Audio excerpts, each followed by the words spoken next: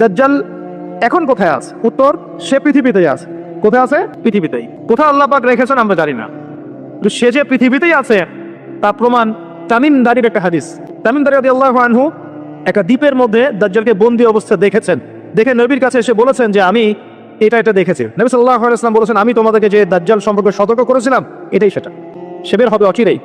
এবং সেদিন সে বলেছিল যে এই বাইসানের খেজুর বাগানে খেজুর থাকবে না, এখন সেখানে খেজুর নাই।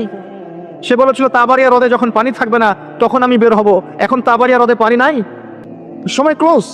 সে কোথা থেকে বের হবে? উত্তর, তার বের হওয়ার সম্পর্কে তিনটা বর্ণনা পাওয়া যায়। এক, সে ইস্পাহান থেকে বের হবে। ইস্পাহান হচ্ছে ইরানের একটা জায়গা। কোন জায়গা? ইরানের একটা জায়গা, এবং সেখানে ইস্পাহান নামে একটা জায়গা আছে।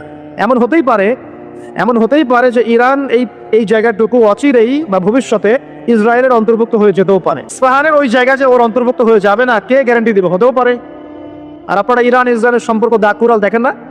দাকুরাল সম্পর্ক কে জানে? আচ্ছা, আরেকটা বর্ণনা এসেছে সে বের হবে খোরাসান থেকে। খোরাসান মূলত এই জায়গাটুকুর মধ্যেই পড়ে যায়।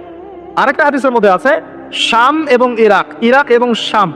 শাম মানে যে প্যালেস্টাইন, লেবানন, জর্ডান, এই পুরো জায়গাটার শাম। এই অংশটুকুর মধ্য থেকে, এর মাঝখানে একটা রাস্তা থেকে দাজ্জাল মানুষের রূপে আত্মপ্রকাশ করে।